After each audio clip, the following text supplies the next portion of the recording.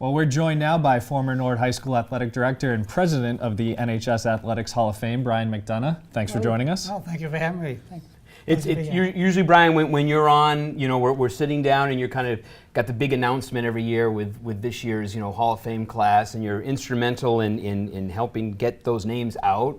And as we mentioned at the top of the show, one of the things we're looking to do tonight is kind of maybe a little bit behind the scenes. And so while we get the names from you, obviously there's a lot that goes in to come up with these classes of Hall of Fame. So kind of walk us through the process. Yeah, well, thanks, Joe and Mark, for having me here. Pleasure to be here and talk about this process. First, want to say what a tremendous 2017 Hall of Fame induction we had in November. Great, yeah. Another new class coming in, and really pleased. It just really went well, and there's a great group of inductees. And a lot of times people do ask the question, how do people get involved? Well, first I have to give a shout out to the committee. We have 15 or so volunteers who do a tremendous job. We have a set of bylaws and people that work on it that are in by position. And this committee is open to anybody in town who wants to be involved with it. Yeah. What I love about our committee is we have a great cross-section of former players. We covered generations of people, Jerry Miller, some of the older, Kathy Shakoy, who was on it, who was recently inducted in the 2017 class. We have male and female members involved in our Hall of Fame, some former Hall of Fame members, Tricia Brown and so forth. So we have a full committee that is open to anybody, and we meet probably a half a dozen times a year. And again, they can check with Mr. Longley at the high school and find out, as he's also a member of that committee when we meet. But within that committee, we also have a selection committee. And that selection committee takes all the nominees that come in. And we receive nominations yearly, and everybody who gets nominated stays in the pool. So it's kind of like the Baseball Hall of Fame and so forth. They stay in, and so if you get nominated, it doesn't mean you get out if you don't get into the induction ceremony. So anybody can nominate other than the members of the selection committee. Yeah. But anybody else, and we're always looking for people, soliciting people to nominate. And they can get a nomination form online at the Norwood Mustangs website. Yep. And a couple things in requirement. They have varsity athletes, needless to say, cheerleaders are involved with that. Athletes have to be out 10 years. Yep. Coaches have to be out 7. And any teams that get inducted have to be out there. So what we ask anybody who's making a nomination to fill out a nomination form, preferably get it down off the website. They don't always have to get it off the website. Sometimes they can just write a letter in about somebody or something to get it to the athletic department so we can disseminate it to the selection committee. So we create a database that probably has, at this point, 60 names, 70 names. Wow. And then each year we get more nominations, and they continue to add to the database. And then sometime in April, we'll meet as a selection committee, and we'll start going through all the nominations. And again, we'll look at some that were out there the year before, or any new ones that come in this year, and see what happens and who's moves up. So the selection committee is 7 members, and it's pretty much we all kind of take individual look at the resumes that come forward. And those resumes usually come from somebody who has nominated a person, and we want to see what kind of credentials they have. Right. And real important, sometimes the individual sport athletes, it's easy to have the credentials. If they were a sectional champ, a state champ, a New England champ, right, sure, they kind of move right up the top because they have a criteria that you can measurable goal.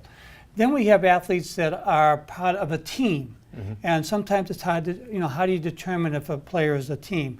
So as qualified. So a lot of times we'll look for things like if they were transcript all-star, Patriot Ledger all-star for some of the older athletes, Globe all-star, Herald all-star. They move right up. Bay State League Conference all-star, possibly a Doug Flutie nominee, which is a top athlete in the Bay State League, for instance. Alfred French was at a few years back. Right.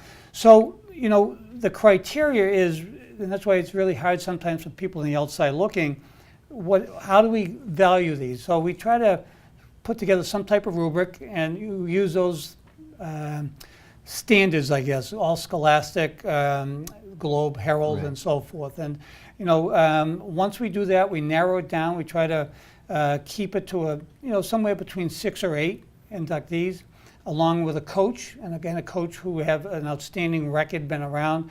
As I say, we've had some outstanding coaches, Giles Parker, Kathy Shakoi this year, Joe Catchpole, Don Wheeler, just to name a couple that have been in.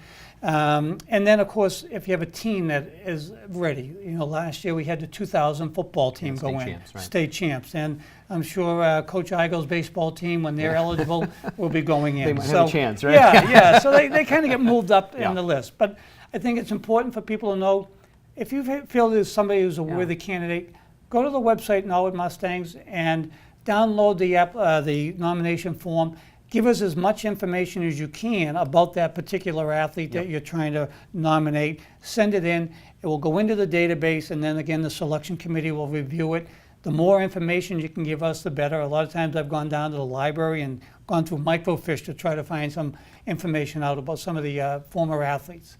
If an athlete is nominated by somebody, and then once that goes into the database, does the committee reach out at all to that particular athlete to, like I say, maybe interview or to try to get more information from the particular nominee, or is it, does the nominee even know, I guess? A lot of times the nominee may not even know. Yeah. So we will sometimes reach out to whoever made the nomination. Yeah. Another thing we do is we reach out to the coaches, and that's been a real big resource for us. How do these athletes rate during your coaching career? Where would you rate some of these athletes? And that's a big help for us as well. Yep. So those things help once they give that information. What do you find in terms of, because now you've been on the committee and part of this process for quite a while now. 'Cause Yes. I know you come in every year to announce the classes. What do you find to be probably one of the most challenging aspects of it? I suppose there's just so many qualified candidates. It's probably trying to make that. It is, yeah, and of selection, course, and it's hard because a lot of people, when they're making a nomination, they're looking a little bit of tunnel vision on that particular person, and they're passionate about that person, and they have a right to be and should be proud of them. But it's also, as a committee, the selection committee, we try to take the personal side out of it and try to use, like I say, a rubric or some type of standard so that we can say, this is a worthy candidate. And then we'll reach out to, like I say, the coaches, and we'll go back and use the yearbook. As you know, Jack Tolman, who's the vice president of our committee, the curator, he has tremendous, out there, he'll find he it. knows it, yes. So we'll use the yearbook and get some things from that. We'll reach out to the coaches. Brian Clower, the secretary, is another one who's got great memory. Kathy Shakoi, as I say, has been around. I reach out to Arthur Gould, the former athletic director when I was here. So, we try to reach out to people that may have known these athletes and ask them to give us a little bit of feedback to help the committee. Right. Have you seen more and more nominations as the years have gone on? Is it starting to really? Yes, yeah, really pile up? and as another NPA member, Meg Staffia, who was her first year eligibility was inducted, and she's going to be joining our group, which we're thrilled to have Very her. excited, yeah. And Taylor Ryan, who was inducted this year, a New England champ in the high hurdles, was also eligible her first year. So,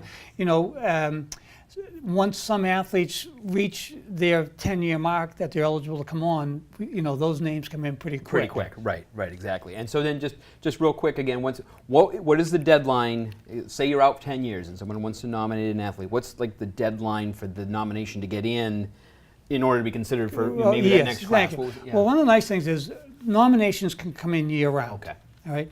What we look at is April 30th as a deadline for instance, the 2018. Yep. So anybody who wants to nominate somebody for the next year, they want it in before April 13th. That doesn't mean that if you put it in after, their name doesn't go into the database. Right. It's there. So once it's in, that helps. Also, what helps too is if we receive multiple nomination forms for a particular athlete.